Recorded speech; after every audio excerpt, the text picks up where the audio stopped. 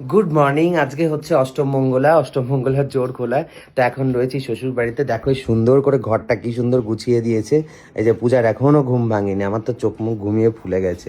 কি সুন্দর করে ঘরটা গুছিয়ে দিয়েছে, মানে এতদিন শুটিং এ ঘরটাকে দেখেছি কিন্তু মানে এভাবে কখনো দেখিনি। হ্যাঁ, চারিদিকে স্তূপ ছিল, পরিষ্কার ছিল না। তারপর হচ্ছে এই গদিটার মানে ওপরে প্লাস্টিক মোড়া ছিল, এখন প্লাস্টিক তুলে কালকে সুন্দর করে সাজিয়ে গুছিয়ে দিয়ে গেছে। ঘরটা ভীষণই ভালো লাগছে এখন দেখতে।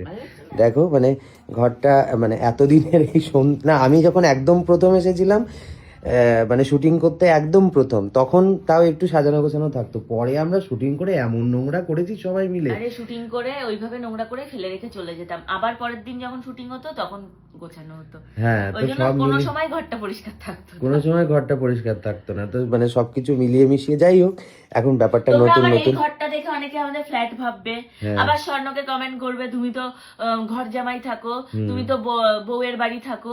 আমাদের ফ্ল্যাট আর হচ্ছে আমাদের উপরে তিনতলার মানে ঘরটা, বাড়ির তিনতলাটা এবং আমাদের নিচের ঘর সমস্ত কিছুই কিন্তু পুরো মানে ডেকোরেশন করা। বাড়ির ইন্টেরিয়ার আমি করেছি, ফ্ল্যাটের ইন্টেরিয়ারও অলমোস্ট আমিই করেছি, শুধু মিস্ত্রি এসে টুকটুক করে কাজ করেছে।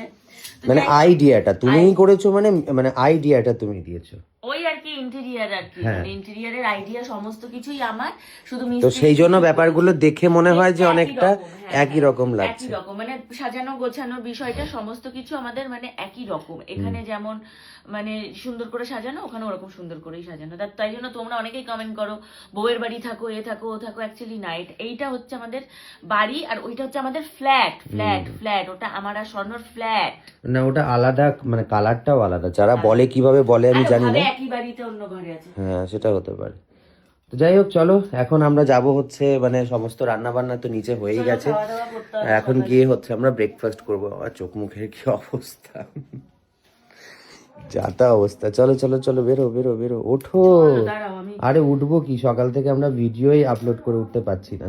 আর তারপরে হচ্ছে অনেক মানুষ না অনেক কমেন্ট করেন, এই যে গিফটের ভিডিওগুলো আমরা আপলোড করেছি, বিয়ের গিফটের ভিডিওগুলো, সেখানে অনেকে অনেক কিছু কমেন্ট করেছে। একে দেখে শেখো, তাকে দেখে শেখো, এটা করো সেটা করো, ওটা করছো না কেন, লোককে গিয়ে দিয়ে দিচ্ছ না কেন, তোমাদের কত লোভ। মানে আগেই না মানুষ কি বলতো, মানে এমন এখন নেগেটিভ হয়ে গেছে আর সবাই বোদ্ধা হয়ে গেছে। মানে প্রত্যেকটা মানুষ না, মানে কিছু মানুষ রয়েছে তারা নিজেদেরকে এত বোদ্ধা মনে করে যে মানুষের মানে কমেন্ট বক্সে গিয়ে একটা দুটো বাজে কথা লিখে দিয়ে আসতে পারলেই বোধহয় আমি বিশাল মহান হয়ে গেলাম।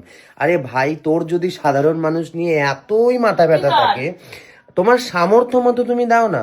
তুমি ধরো মাসে, আমি ধরে নিচ্ছি তুমি মাসে 15,000 টাকা ইনকাম করো, কিন্তু তোমার মানুষকে দেওয়ার বা মানুষের প্রতি তোমার মন কাঁদে, 15,000 টাকা থেকেই তুমি দাও। 1 কেজি আলু কিনেই কাউকে দিয়ে আসো একটা একটা করে ভাই, তাও তো তোমার একটা মেন্টাল স্যাটিসফ্যাকশন হবে। সেটা করবে না, খালি লোককে এটা করো না ওটা করো না, তোমরা গিফট পেয়েছো, তোমাদের কি লোভ, তোমরা এই গিফটগুলো অন্যকে দিচ্ছ না কেন। প্রথম কথা হচ্ছে আমরা আমাদের গিফট অন্যকে দেবো কেন, সেটা আমাদের ইচ্ছা, আমরা দেবো কি দেবো না।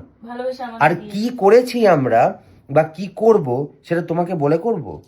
যারা যারা এই সমস্ত নেগেটিভ কমেন্ট করছো তাদেরকে এই কথাটা বলছি, দেখো আগে আমরা কি করি না করি, আগে থেকেই এসে 10টা বাজে কমেন্ট, অদ্ভুত কথা।